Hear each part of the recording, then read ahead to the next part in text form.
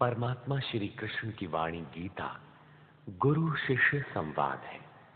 अतः अर्जुन ने स्वीकार किया कि शिष्यस्ते हम साधिमाम त्वाम प्रपन्नम।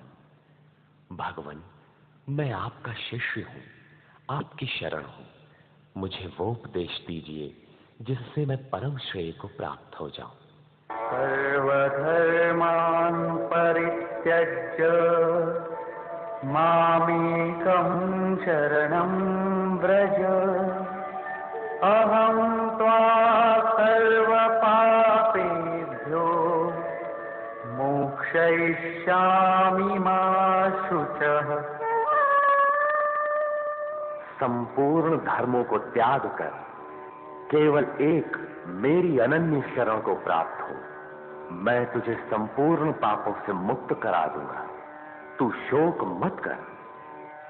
इन सब ब्राह्मण क्षत्रिय इत्यादि वर्णों का विचार न कर कि जो अनन्य भाव से शरण हो जाता है, सिवाय इष्ट के अन्य किसी को नहीं देखता, उसके क्रमशः वर्ण परिवर्तन, उत्थान तथा पूर्ण पापों से निवृत्ति अर्थात मोक्ष की जिम्मेदारी वो इष्ट सद्गुरु स्वयं अपने हाथों में ले लेते हैं।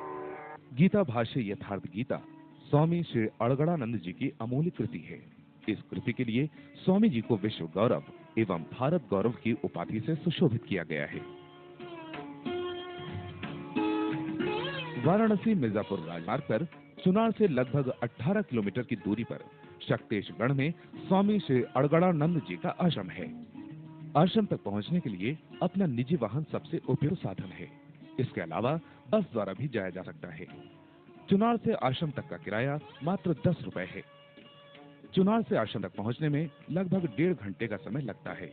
ये क्षेत्र सुंदर प्राकृतिक दृश्यों से भरा पड़ा है। प्राकृतिक दृश्यों से भरपूर इस क्षेत्र के लोगों की दिनचर्या बड़ी सीधी सादी है।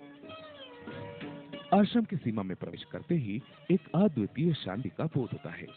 इसी स्थान पर गीता का उपदेश देते भगवान श्री कृष्ण को और एक साधक के विभिन्न सोपानों को दर्शाया गया है।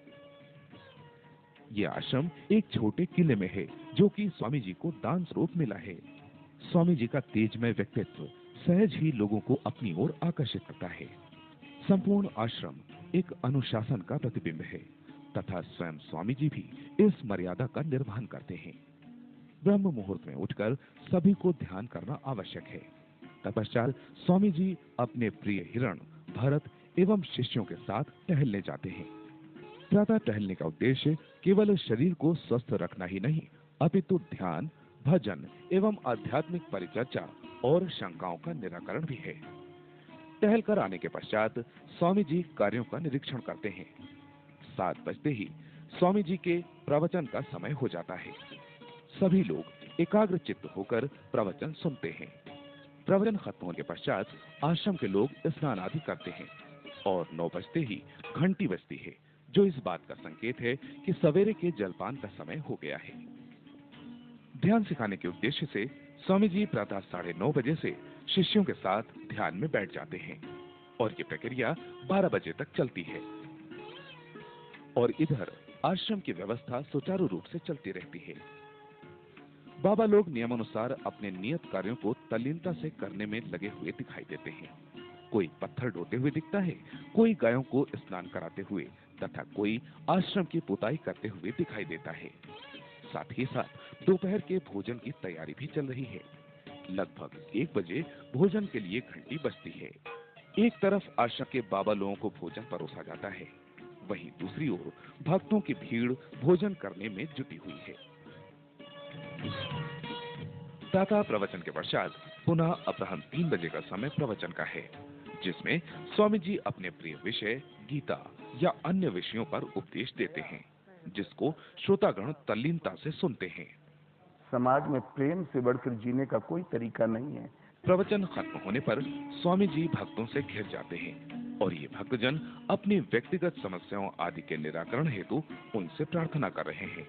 उनकी आस्था है कि स्वामी जी उनकी सारी समस्याओं को दूर कर देंगे। प्रवचन के खत्म होने पर लगभग 5 बजे चाय का समय हो जाता है। स्वामी जी इस समय मनोरंजन के मूड में हैं, लेकिन उनके मनोरंजन का तरीका कुछ अलग है। अपने निश्चित दिनचर्या के अनुसार स्वामी जी शाम को टहलने जाते हैं।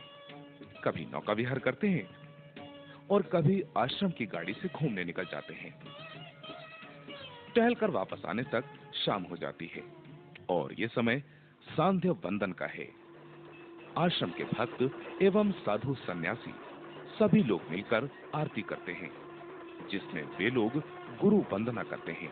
ओम श्री सद्गुरुदेव भगवान की जय। ओम जय गुरुदेव, जय गुरुदेव। आरती के बाद एक दूसरे का श्रेष्ठता क्रम में यथोचित अभिवादन करते हैं।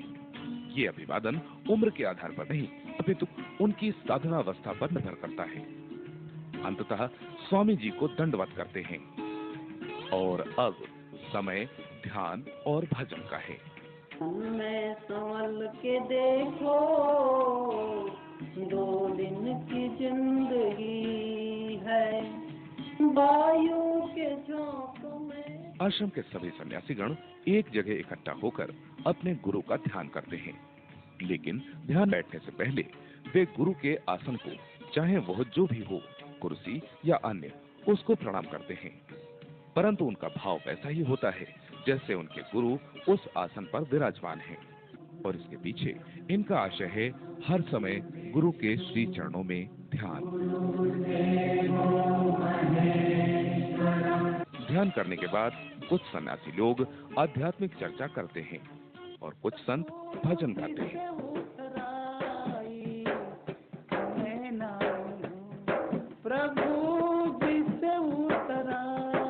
स्वामी जी एक स्थित प्रज्ञा पुरुष हैं। एक बात जो देखने में आई वो ये कि स्वामी जी की रहनी एवं क्रियाकलाप में एक अर्थ, एक उद्देश्य निहित है, जो कि साधना पथ में अग्रसर साधकों का मार्गदर्शन करता है।